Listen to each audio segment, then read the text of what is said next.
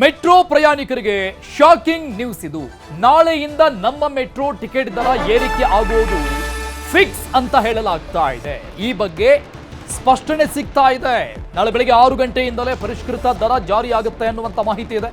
News 18ಗೆ BMRCL PRO ಸ್ಪಷ್ಟನೆಯನ್ನ ಕೊಟ್ಟಿದ್ದಾರೆ.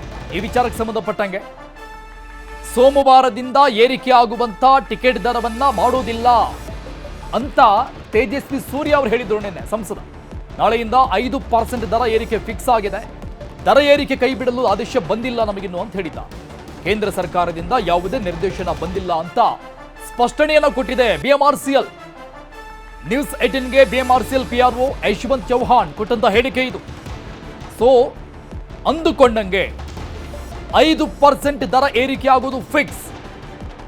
ಇದನ್ನ ಸ್ಟಾಪ್ ಮಾಡೋದಾಗ್ಲಿ ಅಂದ್ರೆ ತಾತ್ಕಾಲಿಕವಾಗಿ ಅಥವಾ ಸಂಪೂರ್ಣವಾಗಿ ತಳ್ಳಿ ಹಾಕೋಕ್ಕಾಗ್ಲಿ ಕೇಂದ್ರ ಸರ್ಕಾರದಿಂದ ಯಾವುದೇ ರೀತಿಯಾದಂಥ ನಿರ್ದೇಶನ ನಮಗೆ ಬಂದಿಲ್ಲ ಅಧಿಕೃತವಾಗಿ ಅಂತ ಸ್ಪಷ್ಟನೆಯನ್ನ ಕೊಟ್ಟಿದ್ದಾರೆ. ಬಂದ್ರೆ ಏನು ಅಂತ ಅವ್ರು ಏನ್ ಹೇಳ್ತಾರೋ ಹಂಗೆ ತಾನೇ ನಮ್ದುನು. ನಮ್ಗೇನು ಇಲ್ಲಪ್ಪ, ನಮ್ಗಂತೂ ಇನ್ಫಾರ್ಮೇಶನ್ ಇವಾಗ ತನಕ ಯಾವ್ದು ಬಂದಿಲ್ಲ. ಏನೋ ಅದೇ ಡೈರೆಕ್ಟಿವ್ಸ್ ಅಥವಾ ಆದೇಶಗಳು ಯಾವ್ದು ಬಂದಿಲ್ಲ. ಓಕೆ, ಹಾಗಾದ್ರೆ ನಾಳೆ ಬೆಳಿಗ್ಗೆ 6 ಗಂಟೆಯಿಂದ ಇರುತ್ತೆ ಹಾಗಾದ್ರೆ ಹೈಕು. ಅದನ್ನ ಇರುತ್ತೆ ಅಂತ ಇವಾಗ ಹೇಳ್ತೀರಾ? ಆದೇಶ ಅವ್ರು ಹೇಳೋ ಪ್ರಕಾರ ಇಲ್ಲ ಅದ್ ಬಂದ್ಬಿಡುತ್ತೆ ಅಂತ ಹೇಳಿದ್ರೆ ಆಮೇಲೆ ನಾನೇನ್ ಹೇಳಿ ಅದಕ್ಕೆ? ಸರಿ ಸರಿ, ನಿಮ್ಮ ಪ್ರಕಾರ ನಿಮ್ಮ ಮೊದಲು ನಮ್ಗೆ ಅಷ್ಟೇಪ್ಪ ನಾನು ಹೇಳೋದು. ನಮ್ಗೆ ಇದುವರೆಗೂ ಯಾವುದೇ ಸೂಚನೆಗಳು ಅಥವಾ ಯಾವ್ದೇ ಡೈರೆಕ್ಟರ್ಸ್ ಬಂದಿಲ್ಲಪ್ಪ, ಅಷ್ಟೇ. ಹಾಗಾದ್ರೆ ಮೆಟ್ರೋ ದರ ಏರಿಕೆ ತಡೆಯುವಲ್ಲಿ ಬಿಜೆಪಿ ಫೇಲ್ ಆಗ್ಬಿಡುತ್ತಾ? ಕೇಂದ್ರ ಸರ್ಕಾರದ ಜೊತೆ ಮಾತಾಡಿದ್ದೀನಿ ಅಂತ ಸಂಸದ ತೇಜಸ್ವಿ ಸೂರ್ಯ ಹೇಳಿದ್ರು. ಆ ಹೇಳಿಕೆನ ಸುಳ್ಳು? ಹಾಗಾದ್ರೆ ತೇಜಸ್ವಿ ಸೂರ್ಯ ಸುಳ್ಳು ಹೇಳಿಕೆ ಕೊಟ್ರ? ಕೇಂದ್ರ ಸಚಿವ ಮನೋಹರ್ ಖಟ್ಟರ್ ಜೊತೆಗೆ ಮಾತನಾಡಿದ್ದೇನೆ ಅಂತ ಒಂದು ವಿಡಿಯೋ ಬೈಟ್ ಅನ್ನು ಅವರು ಬಿಡುಗಡೆ ಮಾಡಿದ್ರು. ವಿಡಿಯೋ ಹೇಳಿಕೆಯಲ್ಲಿ ಮಾತನಾಡಿದ್ರು, ಈ ಮಾಹಿತಿಯನ್ನು ಹಂಚಿಕೊಂಡಿದ್ರು. ದರ ಏರಿಕೆ ತಡೆಗೆ ಸ್ಪಂದಿಸಿದ್ದಾರೆ ಅವರು ಕೇಂದ್ರ ಸಚಿವರು. ದರ ಏರಿಕೆ ಆಗಲ್ಲ ಅಂತ ಟ್ವೀಟ್ ಕೂಡ ಮಾಡಿದ್ರು ಸಂಸದ ತೇಜಸ್ವಿ ಸೂರ್ಯ. ಹಾಗಾದ್ರೆ ಸುಳ್ಳು ಹೇಳಿಬಿಟ್ರ? ಮತ್ತೊಂದು ಕಡೆ ನಾವು ಬಿಎಂಆರ್ಸಿಎಲ್ನ ಅಧಿಕೃತ ಅಧಿಕಾರಿಗಳನ್ನ ಮಾತನಾಡಿಸಿದ ಸಂದರ್ಭದಲ್ಲಿ ಕೂಡ ಅವರು ಹೇಳ್ತಾ ಇರುವಂತ ಸ್ಪಷ್ಟನೆ ಈ ದರ ಏರಿಕೆ ವಿಚಾರಕ್ಕೆ ಸಂಬಂಧಪಟ್ಟಂಗೆ ನಾವು ಕೇಳಿಸ್ಕೊಂಡ್ವಿ. ನೆನ್ನೆ ತೇಜಸ್ವಿ ಸೂರ್ಯ ಈ ವಿಚಾರಕ್ಕೆ ಏನ್ ಹೇಳಿದ್ರು ಅನ್ನೋದನ್ನ ನೋಡೋಣ. ಮನೋಹರ್ ಖಟ್ಟರ್ ಅವರು ರಾಜ್ಯ ಸರ್ಕಾರದ ಈ ಪ್ರಸ್ತಾಪವನ್ನು ತಾತ್ಕಾಲಿಕವಾಗಿ ತಡೆ ಹಿಡಿಯೋದಕ್ಕೆ ನಾನು ಕೇಂದ್ರದ ನಗರಾಭಿವೃದ್ಧಿ ಸಚಿವರಿಗೆ ನಾನು ಇವರು ಸೆಕ್ರೆಟರಿಗೆ ನಾನು ತಿಳಿಸಿದ್ದೀನಿ ಅನ್ನುವಂಥ ಸೆಕ್ರೆಟರಿಗೆ ತಿಳಿಸಿರುವಂಥ ಮಾತನ್ನು ಹೇಳಿದ್ದಾರೆ. ಮನೋಹರ್ ಖಟ್ಟರ್ ಅವರು ಕರ್ನಾಟಕದ ಬೆಂಗಳೂರಿನ ಜನರ ಕೂಗನ್ನು ಕಿವಿಗೊಟ್ಟು ತಾತ್ಕಾಲಿಕವಾಗಿ ರಾಜ್ಯ ಸರ್ಕಾರದ ಬಿಎಂಆರ್ಸಿಎಲ್ನ ದರ ಪರಿಷ್ಕರಣೆ ಮಾಡುವಂಥ ಈ ಪ್ರಸ್ತಾಪಕ್ಕೆ ತಡೆ ಕೊಟ್ಟಿದ್ದಾರೆ. ಮೆಟ್ರೋ ದರ ಏರಿಕೆಗೆ ರಾಜ್ಯ ಸರ್ಕಾರ ಕಾರಣ ಅಂತ ಆರೋಪವನ್ನ ಮಾಡಿದ್ರು. ರಾಜ್ಯ ಸರ್ಕಾರದ ವಿರುದ್ಧ ಬಿಜೆಪಿ ನಾಯಕರು ಪ್ರತಿಭಟನೆ ಮಾಡಿದ್ರು. ಆರ್ವಿ ರೋಡ್ ಮೆಟ್ರೋ ನಿಲ್ದಾಣದಲ್ಲಿ ಈಗ ನಡೀತಾ ಇರುವಂತಹ ಪ್ರತಿಭಟನೆ ಸಂವಾದದ ಮೂಲಕವಾಗಿ ಪ್ರತಿಭಟನೆ ಆಗ್ತಾ ಇದೆ. ಆರ್ವಿ ರೋಡ್ ಮೆಟ್ರೋ ನಿಲ್ದಾಣದಲ್ಲಿ ತೇಜಸ್ವಿ ಸೂರ್ಯ ಮಾತನಾಡ್ತಾ ಇದ್ದ. ಸಚಿವರು ತಿಳಿಸಿದ್ದಾರೆ ಸೂಕ್ತ ಅಧಿಕಾರಿಗಳೇ ಅನ್ನೋದು ನಾವೆಲ್ಲ ಹೇಳಾಗಿದೆ. ಮುಖ್ಯಮಂತ್ರಿಗಳು ಉಪಮುಖ್ಯಮಂತ್ರಿಗಳು ಅದನ್ನ ಹೇಳಿ, ಅವರ ಅಧಿಕಾರಿಗಳ ಬಿಎಂಆರ್ಸಿಎಲ್ ಎಂಡಿಗೆ ಹೇಳಿ. ಈಗ ಹಿಂದೆ ನಿಮಗೆ ನೆನಪಿರ್ಬೋದು, ಫಸ್ಟ್ ಹೋದ ವರ್ಷ ಇವರು ಮೆಟ್ರೋ ಫೇರ್ ಜಾಸ್ತಿ ಮಾಡಿದ್ರಲ್ಲ, 105% ಏನ್ ಜಾಸ್ತಿ ಆಯ್ತು. ಅದಾದ್ಮೇಲೆ ಮುಖ್ಯಮಂತ್ರಿಗಳು ಸೂಚನೆ ಕೊಟ್ರು. ಅದಾದ್ಮೇಲೆ ಇವ್ರು ಏನೋ ಒಂದು ವೈಟ್ ಬೋರ್ಡ್ ಅಲ್ಲೆಲ್ಲ ಕ್ಯಾಲ್ಕುಲೇಷನ್ ಏನೇನೋ ಮಾಡಿ ಯಾರಿಗೂ ಅರ್ಥ ಆಗ್ದಲೆ ನೀವು ಪ್ರಶ್ನೆ ಕೇಳಿದ್ದಕ್ಕೆ ಯಾರಿಗೂ ಉತ್ತರ ಇಲ್ಲದೆ ಅಧಿಕಾರಿಗಳ ಹತ್ರ ಆಮೇಲೆ ಹೆಂಗೋ ಕಡಿಮೆ ಮಾಡ್ಬಿಟ್ರಲ್ಲ, ಒಂದು 5% ಕಡಿಮೆ ಮಾಡಿದ್ರಲ್ಲ, 71% ಏನೋ ಇಳಿಸಿದ್ರಲ್ಲ. ಅದನ್ನ ಹೆಂಗ್ ಮಾಡಿದ್ರು? ಮುಖ್ಯಮಂತ್ರಿಗಳು ಹೇಳಿದ್ರು ಒಂದಿದ ತಕ್ಷಣ ಏನೋ ಮಾಡಿದ್ರಲ್ಲ. ಇನ್ ನಾಳೆಗೂ ಮುಖ್ಯಮಂತ್ರಿಗಳು ಹೇಳ್ಬೋದಲ್ಲ. ಈ ಕೇಂದ್ರದ ಸಚಿವರು ಹೇಳಾದ್ಮೇಲೆ ಮುಖ್ಯಮಂತ್ರಿಗಳು ಹೇಳ್ಬೋದಲ್ಲ. ಯಾಕೆ ಹೇಳ್ತಾ ಇಲ್ಲ ಇವರು? ಸಿಂಪಲ್ ಪ್ರಶ್ನೆ ಇಷ್ಟೇ ಸರ್. ಇದು ಎಲ್ರಿಗೂ ಗೊತ್ತಾಗಿದೆ. ಇದೊಂದು ಕಮಿಟಿ ಇದೆ, ಆ ಕಮಿಟಿ ಫಾರ್ಮ್ ಮಾಡಬೇಕಾಗಿರುವಂತದ್ದು ರಾಜ್ಯ ಸರ್ಕಾರದ ರಿಕ್ವೆಸ್ಟ್ ಮೇಲೆ. ನಾಳೆ ಮಾಡ್ಲಿ ರಿಕ್ವೆಸ್ಟ್. ನೀವು ಕೇಂದ್ರ ಸರ್ಕಾರಕ್ಕೆ ಪತ್ರ ಬರೀರಿ, ಹೊಸದಾಗಿ ಫೇರ್ ಫಿಕ್ಸೇಷನ್ ಕಮಿಟಿ ಮಾಡಿ ಅಂತ ಪತ್ರ ಬರೀರಿ. ನೀವು ಕೇಂದ್ರ ಸರ್ಕಾರಕ್ಕೆ ದರ ಏರಿಕೆ ಮಾಡುವಂತ ಅವಕಾಶ ಇಲ್ಲ ಅಂದ್ಮೇಲೆ ದರ ಇಳಿಸೋದಕ್ಕೆ ಅಥವಾ ಹೋಲ್ಡ್ ಮಾಡೋದಕ್ಕೆ ಅವಕಾಶ ಇದೆ ಸರ್. ಕಾನೂನಿನಲ್ಲಿ ನೀವು ಸ್ಟ್ರಿಕ್ಟ್ಲಿ ಸ್ಪೀಕಿಂಗ್ ಕಾನೂನಲ್ಲಿ ಇಲ್ಲ, ಆದ್ರೆ ಪಬ್ಲಿಕ್ ಇಂಟ್ರೆಸ್ಟ್ ನ ಇಂದಾಗಿ ಮಾನ್ಯ ಸಚಿವರು ಅಧಿಕಾರಿಗಳಿಗೆ ಸೂಚನೆ ಕೊಟ್ಟಿದ್ದಾರೆ. ಇದನ್ನ ಕ್ಲಾರಿಫಿಕೇಶನ್ ಮಾಡ್ಕೊಳ್ಳೋವರೆಗೂ ತಾತ್ಕಾಲಿಕವಾಗಿರಿ, ಅದಾದ್ಮೇಲೆ ಇದಕ್ಕೆ ಏನ್ ರಸ್ತೆ ಹುಡುಕ್ಬೋದು ಅನ್ನೋದು ನೋಡೋಣ ಅಂತ. ಸರ್, ನಾವು ಮನವಿ ಮಾಡಿದೀವಿ.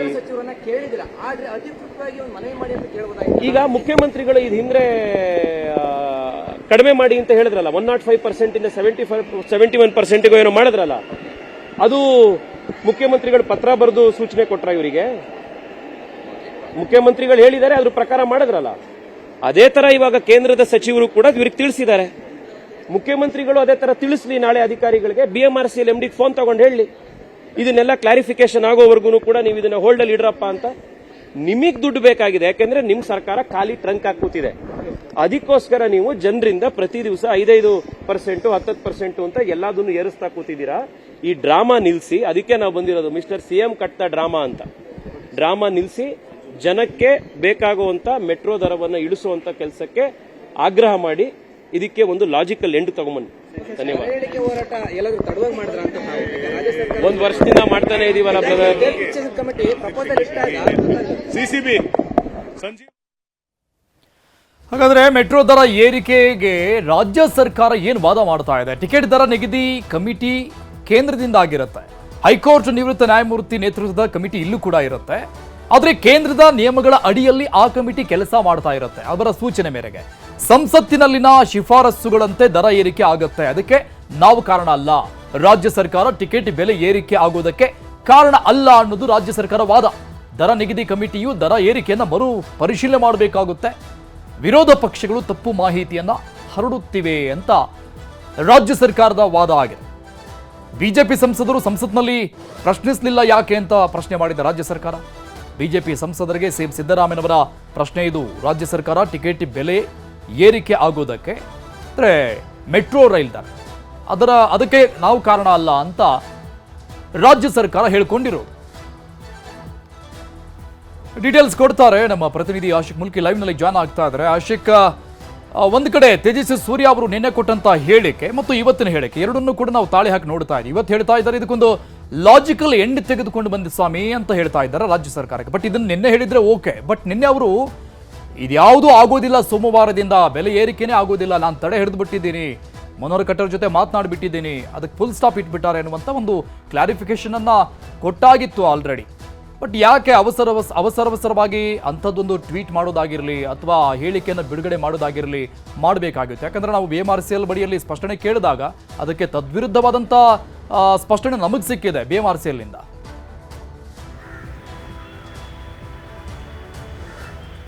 ಖಂಡಿತ ಅರುಣ್, ಸಂಸದ ತೇಜಸ್ವಿ ಸೂರ್ಯ ಅವರಿಗೆ ಬಹುಶಃ ಇದರ ಕ್ರೆಡಿಟ್ ಬೇಕೇನೋ, ಅದಕ್ಕೆ ತರಾತುರಿಯಲ್ಲಿ ನಿನ್ನೆ ನ್ಯಾಷನಲ್ ಕಾಲೇಜು ಮೆಟ್ರೋ ನಿಲ್ದಾಣದ ಮುಂಭಾಗದಲ್ಲಿ ಒಂದು ವಿಡಿಯೋನ ಮಾಡಿ ತನ್ನ ಎಕ್ಸ್ ಖಾತೆಯಲ್ಲಿ ಅದನ್ನು ಹಾಕಿದರು. ಹಾಕಿದಂಥ ಸಂದರ್ಭದಲ್ಲಿ ನಾಳೆಯಿಂದ ಅಂದರೆ ಫೆಬ್ರವರಿ 9 ಸೋಮವಾರದಿಂದ ನಮ್ಮ ಮೆಟ್ರೋ ಅಧಿಕಾರಿಗಳು ಆದೇಶ ಮಾಡಿದಂತಹ ಟಿಕೆಟ್ ದರ ಏರಿಕೆ ಬ್ರೇಕ್ ಬಿದ್ದೇ ಹೋಯಿತು ಅನ್ನುವಂಥ ಚರ್ಚೆಗಳು ಶುರುವಾಯಿತು ಮತ್ತು ಖುಷಿನೂ ಕೂಡ ಆಯಿತು. ನಿಜಕ್ಕೂ ಸಂಸದ ತೇಜಸ್ವಿ ಸೂರ್ಯ ನಿನ್ನೆ ಹೇಳಿದ ರೀತಿಯಲ್ಲಿ ಅದೊಂದು ಆದೇಶವಾಗಿ ಇವತ್ತು ನಮ್ಮ ಮೆಟ್ರೋ ಅಧಿಕಾರಿಗಳ ಭಾಗದಿಂದ ಅಥವಾ ಸೈಡ್ನಿಂದ ಬಂದಿದ್ರೆ ನಿಜಕ್ಕೂ ಕೂಡ ಅದು ಖುಷಿಯ ವಿಚಾರ. ಆದರೆ ಇತ್ತ ನಮ್ಮ ಮೆಟ್ರೋ ಅಧಿಕಾರಿಗಳ ಬಳಿ ನಾವು ಕೇಳುವಂಥ ಸಂದರ್ಭದಲ್ಲಿ ಅವರು ಇದಕ್ಕೆ ಅಂದರೆ ಸಂಸದ ತೇಜಸ್ವಿ ಸೂರ್ಯ ಹೇಳಿರುವಂಥ ಹೇಳಿಕೆಗೆ ವಿರುದ್ಧವಾಗಿರುವಂಥ ನಿಲುವನ್ನು ತೆಗೆದುಕೊಂಡಿರುವಂಥದ್ದು. ಇದುವರೆಗೂ ಕೂಡ ನಮ್ಮ ಮೆಟ್ರೋ ಅಧಿಕಾರಿಗಳಿಗೆ ಕೇಂದ್ರದಿಂದ ಯಾವುದೇ ರೀತಿಯಾಗಿರುವಂಥ ಮೌಖಿಕ ಅಥವಾ ಲಿಖಿತ ಆದೇಶಗಳು ಬಂದಿಲ್ಲ, ಸೂಚನೆಗಳು ಕೂಡ ಬಂದಿಲ್ಲ. ಹೀಗಾಗಿ ಯಥಾವತ್ತಾಗಿ ನಾವು ನಮ್ಮ ಆದೇಶ ಏನಿದೆ ಅದು ಫೆಬ್ರವರಿ 9 ಸೋಮವಾರ ಅಂದರೆ ನಾಳೆಯಿಂದನೇ ಅದು ಜಾರಿಗೆ ಬರುವಂತೆ ಆಗುತ್ತೆ ಅನ್ನುವಂಥದ್ದು ನಮ್ಮ ಮೆಟ್ರೋ ಅಧಿಕಾರಿಗಳು ಹೇಳ್ತಾ ಇದ್ದಾರೆ. ಬೆಳಿಗ್ಗೆ 6 ಗಂಟೆಯಿಂದನೇ ಮೊದಲನೇ ಟ್ರಿಪ್ಪಿಂದಾನೇ ಆ ಒಂದು ಪರಿಷ್ಕೃತ ದರಪಟ್ಟಿ ಏನಿದೆ ಅದು ಜಾರಿಗೆ ಬರುತ್ತೆ ಅನ್ನುವಂಥದ್ದು ನಮ್ಮ ಮೆಟ್ರೋ ಅಧಿಕಾರಿಗಳ ಮಾತು. ಇದರ ನಡುವೆ ಸಹಜವಾಗಿ ಕಳೆದ ಬಾರಿಯಿಂದನೂ ಕೂಡ ಕಳೆದ ಬಾರಿ 51ರಿಂದ 71% ಕೂಡ ನಮ್ಮ ಮೆಟ್ರೋ ಅಧಿಕಾರಿಗಳು ಟಿಕೆಟ್ ದರವನ್ನು ಏರಿಸಿದಂಥ ಸಂದರ್ಭದಲ್ಲಿ ಇದು ರಾಜಕೀಯವಾಗಿ ಕೂಡ ಏನು ತಿರುವು ಪಡೆದುಕೊಂಡಿತ್ತು. ರಾಜ್ಯ ಅಥವಾ ಕೇಂದ್ರ ನಡುವೆ ಯಾರು ಈ ರೀತಿಯಾಗಿರುವಂಥ ಟಿಕೆಟ್ ದರವನ್ನು ಏರಿಸಿದ್ದಾರೆ ಅವೈಜ್ಞಾನಿಕವಾಗಿ ಅನ್ನುವಂಥ ಚರ್ಚೆಗಳು ಕೂಡ ಶುರುವಾಗಿತ್ತು. ಕಳೆದ ಬಾರಿನೇ ಸಂಸದ ತೇಜಸ್ವಿ ಸೂರ್ಯ ಇರ್ಬೋದು ಅಥವಾ ಸಂಸದರಾಗಿರುವಂಥ PC ಮೋಹನ್ ಇರ್ಬೋದು ಅಥವಾ BJP ನಾಯಕರು JDS ನಾಯಕರು, ಕಾಂಗ್ರೆಸ್ ನಾಯಕರು ಎಲ್ಲರೂ ಕೂಡ ನಾವಲ್ಲ ಅನ್ನುವಂಥ ಆಟವನ್ನು ಆಡ್ತಾನೆ ಬರ್ತಾ ಇದ್ದಾರೆ. ಈ ಬಾರಿಯೂ ಕೂಡ ಆ ಒಂದು ಬೃಹನ್ ನಾಟಕ ಮುಂದುವರೆದಿರುವಂಥದ್ದು. ಅಸಲಿಗೆ ಇದಕ್ಕೆ ಹೊಣೆ ಯಾರು, ಯಾರ ಕಡೆಯಿಂದ ಯೋಜನೆಯನ್ನು ಮಾಡುವಂಥ ಸಂದರ್ಭದಲ್ಲಿ 50% ಕೇಂದ್ರ ಸರ್ಕಾರ ಕೊಡುತ್ತೆ, 50% ರಾಜ್ಯ ಸರ್ಕಾರ ಕೊಡುತ್ತೆ. ದರ ಪರಿಷ್ಕರಣೆಗೆ ಒಂದು ಸಮಿತಿಯನ್ನು ರಚನೆ ಮಾಡಲಾಗಿದೆ. ಸಮಿತಿ ಪರಿಷ್ಕರಣೆ ಮಾಡಿದಂಥ ಸಂದರ್ಭದಲ್ಲೂ ಕೂಡ ಕೇವಲ ಆ ಸಮಿತಿ ವರದಿಯನ್ನು ಮಾತ್ರ ನಮ್ಮ ಮೆಟ್ರೋ ಅಧಿಕಾರಿಗಳಿಗೆ ಕೊಡುತ್ತೆ. ಇದನ್ನು ಖುದ್ದು ನಮ್ಮ ಮೆಟ್ರೋ ಅಧಿಕಾರಿಗಳು ಕೂಡ ನ್ಯೂಸ್ 18ಗೆ ಏನೋ ಕನ್ಫರ್ಮ್ ಮಾಡಿದ್ದಾರೆ. ಆ ಒಂದು ತಜ್ಞರ ಸಮಿತಿ ನಮಗೆ ಟಿಕೆಟ್ ದರವನ್ನು ಏರಿಕೆ ಮಾಡಿ ಅಂತ ಹೇಳಿಲ್ಲ. ಆದರೆ ನಮ್ಮ ಓವರ್ ಆಲ್ ಎಕ್ಸ್ಪೆಂಡಿಚರ್ ಏನಿದೆ ಅದಕ್ಕೆ ಅನುಗುಣವಾಗಿ ಕಳೆದ 3-4 ವರ್ಷಗಳಿಂದ 10% ಕಡಿಮೆ ನಮಗೆ ಏನು ಎಕ್ಸ್ಪೆಂಡಿಚರ್ ಕಾಣ್ತಾ ಇದೆ. ಹೀಗಾಗಿ 10% ನಾವು ಸರಿದೂಗಿಸೋದಕ್ಕೆ ಅಂದರೆ ವಾರ್ಷಿಕವಾಗಿ 1200 ಕೋಟಿ ರೂಪಾಯಿ ನಮಗೆ ಎಲ್ಲ ಆ್ಯಂಗಲ್ನಲ್ಲಿ, ಅದು ಸಿಬ್ಬಂದಿಗಳ ವೆಚ್ಚ ಇರ್ಬೋದು, ಆಡಳಿತಾತ್ಮಕ ವೆಚ್ಚ ಅಥವಾ ಸರ್ವಿಸ್ ಎಕ್ಸ್ಪೆಂಡಿಚರ್ ಇರ್ಬೋದು, ಈ ರೀತಿ ಎಲ್ಲ ವೆಚ್ಚಗಳನ್ನು ಕೂಡ ನಾವು ಕೂಡಿ ಕಳೆದು ನೋಡಿದಂಥ ಸಂದರ್ಭದಲ್ಲಿ 1200 ಕೋಟಿ ರೂಪಾಯಿಯಷ್ಟು ನಮಗೆ ಆ ಎಕ್ಸ್ಪೆಂಡಿಚರ್ ಆಗ್ತಾ ಇದೆ. ಆದರೆ ನಮಗೆ 1000 ಕೋಟಿ ರೂಪಾಯಿ ಮಾತ್ರ ನಮಗೆ ಟಿಕೆಟ್ ಅಥವಾ ಟಿಕೆಟ್ ರೂಪದಲ್ಲಿ ಬರ್ತಾ ಇರುವಂಥದ್ದು ಅಥವಾ ನಮಗೆ ಅಡ್ವರ್ಟೈಸ್ಮೆಂಟ್ ಮೂಲಗಳಿಂದ ಬರ್ತಾ ಇರುವಂಥದ್ದು, ಕೇಂದ್ರ ಮತ್ತು ರಾಜ್ಯ ಸರ್ಕಾರಗಳ ಅನುದಾನದಿಂದ ಬರ್ತಾ ಇರುವಂಥದ್ದು ಎಲ್ಲ ಸೇರಿಸಿದ್ರು ಕೂಡ ನಮಗೆ 1000 ಕೋಟಿ ಅಷ್ಟೇ ನಮಗೆ ವಾರ್ಷಿಕವಾಗಿ ಕೈಗೆ ಸಿಗ್ತಾ ಇದೆ. ಆದರೆ ನಮ್ಮ ಖರ್ಚಿಲ್ಲಿ 1200 ಕೋಟಿ ಇದೆ. ಸೊ ಈ 200 ಕೋಟಿಯನ್ನು ನಾವು ಅಂದರೆ ಇಲ್ಲಿ ಸರಿಸಮಾನವಾಗಿ ಹೊಂದಿಸ್ಕೊಳ್ಳೋದಕ್ಕೆ ನಮಗೆ ಟಿಕೆಟ್ ದರ ಏರಿಸೋದಲ್ಲದೆ ಬೇರೆ ವಿಧಿ ಇಲ್ಲ ಅನ್ನುವಂಥ ನಿಟ್ಟಿನಲ್ಲಿ ಕಳೆದ ಬಾರಿ 7.5 ವರ್ಷಗಳ ಬಳಿಕ ನಮ್ಮ ಮೆಟ್ರೋ ಅಧಿಕಾರಿಗಳು ಟಿಕೆಟ್ ದರವನ್ನು ಏರಿಸಿದ್ರು. ಹೀಗಾಗಿ ಪ್ರತಿ ವರ್ಷದಿಂದ ವರ್ಷಕ್ಕೆ 5% ಟಿಕೆಟ್ ರೇಟನ್ನು ಏರಿಕೆ ಮಾಡಲೇಬೇಕು ಅನ್ನುವಂಥ ಒಂದು ನಿರ್ಧಾರಕ್ಕೆ ಇದೀಗ ನಮ್ಮ ಮೆಟ್ರೋ ಅಧಿಕಾರಿಗಳು ಬಂದಿರುವಂಥ ಆ ನಿಟ್ಟಿನಲ್ಲಿ ಈ ಬಾರಿಯೂ ಕೂಡ 2026 ಮತ್ತು 27ನೇ ಸಾಲಿನಲ್ಲಿ ಈ ವರ್ಷ ಫೆಬ್ರವರಿ 9ನೇ ತಾರೀಕು ಅಂದರೆ ನಾಳೆಯಿಂದ 5% ಏರಿಕೆಯನ್ನಾಗಿ ಈಗ ನಾಳೆಯಿಂದ ಅದು ಜಾರಿಗೆ ಬರ್ತಾ ಇರುವಂಥದ್ದು. ಇದೇ ರೀತಿ ವರ್ಷದಿಂದ ವರ್ಷಕ್ಕೆ 5% ಏರಿಕೆ ಮಾಡ್ತಾ ಹೋದರೆ ನಮ್ಮ ಮೆಟ್ರೋದಲ್ಲಿ ಓಡಾಡೋದಕ್ಕೆ ಎಷ್ಟು ಕಷ್ಟ ಅನ್ನುವಂಥದ್ದು ನಮ್ಮ ಮೆಟ್ರೋ ಅಧಿಕಾರಿಗಳು ಕೂಡ ಅರ್ಥ ಮಾಡ್ಕೋಬೇಕಾಗುತ್ತೆ. ಇಡೀ ದೇಶದಲ್ಲಿರುವಂಥ ಎಲ್ಲ ಮೆಟ್ರೋಗಳಿಗೂ, ಎಲ್ಲ ರಾಜ್ಯದ ಮೆಟ್ರೋಗಳಿಗೂ ಕೂಡ ಹೋಲಿಸ್ಕೊಂಡ್ರೆ ನಮ್ಮ ಮೆಟ್ರೋ ಅತಿ ದುಬಾರಿ ಮೆಟ್ರೋ ಆಗಿದೆ ಹೊರಹೊಮ್ಮಿರುವಂಥದ್ದು. ಎಲ್ಲವೂ ಕೂಡ 60-65 ರೂಪಾಯಿ ಮ್ಯಾಕ್ಸಿಮಮ್ ಟಿಕೆಟ್ ಫೇರನ್ನು ಇಟ್ಕೊಂಡಿರುವಂಥದ್ದು. ಆದರೆ ನಮ್ಮಲ್ಲಿ ಈಗ 90 ರೂಪಾಯಿ ಇದೆ, ನಾಳೆಯಿಂದ 95 ರೂಪಾಯಿ ಆಗುತ್ತೆ. ಓರ್ವ ಮಧ್ಯಮ ವರ್ಗದ ಜನ ಎಂಡ್ ಟು ಎಂಡ್ ಓಡಾಡಬೇಕು ಅಂತಂದರೆ 180ರಿಂದ 190 ರೂಪಾಯಿ ಪ್ರತಿದಿನ ಮೆಟ್ರೋಗೆ ಟಿಕೆಟ್ ರೇಟ್ಗೆ ಮೀಸಲಿರಿಸಬೇಕಾಗುತ್ತೆ. ಜೊತೆಗೆ ಆತ ಮನೆಯಿಂದ ಮೆಟ್ರೋ ಸ್ಟೇಷನ್ವರೆಗೂ ಕೂಡ ಬಂದರೆ ಅಲ್ಲಿ ಬೈಕ್ಗಳನ್ನು, ಕಾರ್ಗಳನ್ನು ಪಾರ್ಕ್ ಮಾಡ್ತಾನೆ ಅಂತಂದರೆ 50ರಿಂದ 100 ರೂಪಾಯಿ ಅದಕ್ಕೂ ಕೂಡ ಹೆಚ್ಚುವರಿಯಾಗಿ ಎತ್ತಿಡಬೇಕಾಗುತ್ತೆ. ಒಂದು ದಿನಕ್ಕೆ ಹೆಚ್ಚು ಕಮ್ಮಿ 250ರಿಂದ 300 ರೂಪಾಯಿ ಓರ್ವ ಮೆಟ್ರೋದಲ್ಲಿ ಓಡಾಡೋದಕ್ಕೆ ಖರ್ಚು ಮಾಡಬೇಕು ಅಂತಂದರೆ ಆತನ ತಲಾ ಆದಾಯ ಎಷ್ಟಿರಬೇಕು ಅನ್ನುವಂಥದ್ದು ಇದೀಗ ಬಿಜೆಪಿಯವರು ಕೇಳ್ತಾ ಇರುವಂಥ ಪ್ರಶ್ನೆ. ಬಿಜೆಪಿ ಮತ್ತು JDS ದೋಸ್ತಿ ನಾಯಕರು ಕೇಳ್ತಾ ಇರುವಂಥ ಪ್ರಶ್ನೆ ಭಾಳ ಸಹಜವಾಗಿದೆ. ಆದರೆ ಇದಕ್ಕೊಂದು ತಾರ್ಕಿಕವಾಗಿರುವಂಥ ಅಂತ್ಯ ಕಾಣಿಸೋದಕ್ಕೆ ಅವ್ರಿಗೂ ಕೂಡ ಸಾಧ್ಯ ಆಗ್ತಾ ಇಲ್ಲ. ಇತ್ತ ಕಾಂಗ್ರೆಸ್ ನಾಯಕರು ಕೂಡ, ಆಡಳಿತ ಪಕ್ಷದ ಸದಸ್ಯರು ಕೂಡ ಇದರ ಹೊಣೆ ನಾವಲ್ಲ, ಕೇಂದ್ರ ಸರ್ಕಾರ ಸಮಿತಿ ರಚನೆಯನ್ನು ಮಾಡಿರುವಂಥದ್ದು, ಅವರು ದರ ಏರಿಕೆಗೆ ಕುಮ್ಮಕ್ಕು ಕೊಡ್ತಾ ಇರುವಂಥದ್ದನ್ನು ಆರೋಪವನ್ನು ಮಾಡ್ತಾ ಇದ್ದಾರೆ. ಎರಡೂ ಕಡೆಯಿಂದ ಆರೋಪ ಮತ್ತು ಪ್ರತ್ಯಾರೋಪ ಬರ್ತಾ ಇದೆ. ಆದರೆ ಇದರ ಮಧ್ಯೆ ಗಂಡ ಹೆಂಡತಿ ಜಗಳ, ಮಗು ಬಡವಾಯಿತು ಅನ್ನುವಂಥ ರೀತಿಯಲ್ಲಿ ಇದರಲ್ಲಿ ಮಧ್ಯದಲ್ಲಿ ಜನಸಾಮಾನ್ಯರಿಗೆ ಈಗ ಪರದಾಡುವಂಥ ಪರಿಸ್ಥಿತಿಗೆ ಬಂದು ಬಿದ್ದಿರುವಂಥದ್ದು. ಅರುಣ್, ಆಶಿಕ್, MP ಅವರ ಉದ್ದೇಶ ಒಳ್ಳೆಯದಾಗಿದೆ, ಜನರಿಗೆ ಹೊರೆ ಆಗಬಾರ್ದು ಅನ್ನುವಂಥ ನಿಟ್ಟಿನಲ್ಲಿ ಅವರು ಹೋರಾಟ ಮಾಡ್ತಾ ಇದ್ದಾರೆ. ಅದಕ್ಕೆ ಅಪ್ರಿಷಿಯೇಟ್ ಮಾಡೋಣ ನಮ್ಮ ಕಡೆಯಿಂದಲೂ ಕೂಡ. ಆದರೆ ಇದೊಂಥರ ಕೂಸು ಹುಟ್ಟೋಕ್ಕಿಂತ ಮೊದಲಿಗೆ ಕುಲಾಯಿ ಹೊಲಿಸ್ಕೊಂಡ್ರು ಅನ್ನುವಂಥ ಅರ್ಥದಲ್ಲಿ ಆದಂಥ ರೀತಿಯಲ್ಲಿ ಕಾಣಿಸ್ತಾ ಇದೆ. ಈಗ ರಾಜ್ಯ ಸರ್ಕಾರ ಹೇಳಿಬಿಟ್ಟಿದೆ, ಅಪ್ಪ ನಮಗೂ ಅದಕ್ಕೂ ಸಂಬಂಧ ಇಲ್ಲ, ಕೇಂದ್ರ ಸರ್ಕಾರ ಮಾಡಿರುವಂಥ ಸಮಿತಿ ಕೊಡುವಂಥ ಸೂಚನೆ ಮೇರೆಗೆ ಇಲ್ಲಿರುವಂಥ ನಿವೃತ್ತ ನ್ಯಾಯಮೂರ್ತಿಗಳ ಸಮಿತಿ ವರ್ಕ್ ಮಾಡುತ್ತೆ, ಆ ಸೂಚನೆಗಳನ್ನ ಪಾಲಿಸೋದಷ್ಟೇ ನಾವು, ದರ ಏರಿಕೆಗೆ ನಮಗೆ ಯಾವುದೇ ಸಂಬಂಧ ಇಲ್ಲ ಅಂತ ಹೇಳಿ ಕೈ ತೊಳ್ಕೊಂಡ್ಬಿಟ್ಟಿದೆ. ಈಗೇನು ಹೇಳ್ತಾರೆ ತೇಜಸ್ವಿ ಸೂರ್ಯ? ಒಂದು ರೀತಿ ಮುಖಭಂಗ ಆದಂಗಲ್ವಾ ಇದು?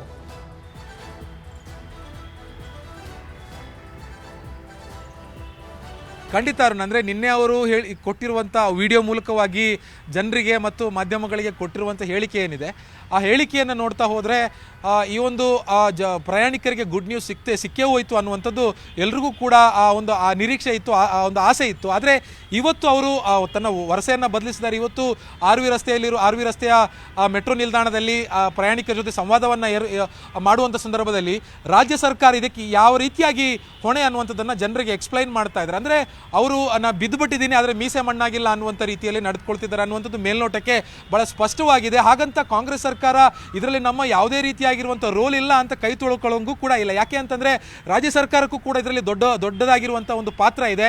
ನೀವು ಅಂದರೆ ರಾಜ್ಯ ಸರ್ಕಾರ, CM ಇರಲಿ, DCM ಇರಲಿ, ಸಂಬಂಧಪಟ್ಟ ಸಚಿವರಿರಲಿ, ಅಧಿಕಾರಿಗಳಿರಲಿ, ನಾವು ದರವನ್ನು ಏರಿಕೆ ಮಾಡಿಲ್ಲ ಅಂತಂದ್ರೂ ಕೂಡ ಈ ದರವನ್ನು ಕಂಟ್ರೋಲ್ ಮಾಡೋದಕ್ಕೆ, ಹತೋಟಿಗೆ ತರೋದಕ್ಕೆ ಕೇಂದ್ರ ಸರ್ಕಾರಕ್ಕೆ ಯಾವ ರೀತಿಯಾಗಿರುವಂಥ ಮನವಿಗಳನ್ನು ಕೊಟ್ಟಿದ್ದೀರಿ, ಪ್ರಯತ್ನಗಳನ್ನು ಮಾಡಿದ್ದೀರಿ ಅನ್ನುವಂಥದ್ದನ್ನು ಆ ಒಂದು ಪ್ರಯತ್ನವನ್ನಾದರೂ ಕೂಡ ರಾಜ್ಯ ಸರ್ಕಾರ ಮಾಡಬೇಕಿತ್ತು. ಈಗ DCM ಮತ್ತು CM CM ಸಿದ್ದರಾಮಯ್ಯನವರು ಹೇಳುವಂಥ ಪ್ರಕಾರ ನಾವು ದರವನ್ನು ಏರಿಕೆ ಮಾಡಿಲ್ಲ, ಕೇಂದ್ರ ಸರ್ಕಾರ ನೇಮಕ ಮಾಡಿರುವಂತಹ ಆ ಸಮಿತಿ, ತಜ್ಞರ ಸಮಿತಿ ದರವನ್ನು ಏರಿಕೆ ಮಾಡೋದಕ್ಕೆ ಶಿಫಾರಸು ಮಾಡಿದೆ, ಕೇಂದ್ರ ಸರ್ಕಾರ ಇದಕ್ಕೆ ನೇರ ಹೊಣೆ ಅಂತಲೇ ನಾವು ಅನ್ಕೊಂಡೋದಾದರೂ ಕೂಡ ಇದನ್ನು ತಡೆಗಟ್ಟೋದಕ್ಕೆ, ಯಾಕೆಂದರೆ ಇಲ್ಲಿನ ಜನರ ಸ್ಥಿತಿಗತಿ, ಅವರ ಲಿವಿಂಗ್ ಕಾಸ್ಟ್ ಏನಿದೆ, ಇಲ್ಲಿನ ಜನರಿರುವಂಥ ಯಾವ ರೀತಿಯಾಗಿ ಬದುಕ್ತಾ ಇದ್ದಾರೆ, ಇಲ್ಲಿನ ವಾತಾವರಣ ಹೇಗಿದೆ ಅನ್ನುವಂಥದ್ದು ಕೇಂದ್ರ ಸರ್ಕಾರಕ್ಕಿಂತ ಬಹಳ ಸ್ಪಷ್ಟವಾಗಿ ಅರ್ಥ ಆಗಿರುವಂಥದ್ದು ರಾಜ್ಯ ಸರ್ಕಾರಕ್ಕೆ, CM ಸಿದ್ದರಾಮಯ್ಯನವರಿಗೆ, ಬೆಂಗಳೂರು ಉಸ್ತುವಾರಿ ಸಚಿವರಾಗಿರುವಂಥ DCM DK ಶಿವಕುಮಾರ್ ಅವರಿಗೆ, ಇವರು ಯಾರೂ ಕೂಡ ಇದನ್ನು ತಡೆಗಟ್ಟೋದಕ್ಕೆ ಯಾಕೆ ಇದುವರೆಗೂ ಕೂಡ ಯಾವುದೇ ಪ್ರಯತ್ನವನ್ನ ಮಾಡಿಲ್ಲ?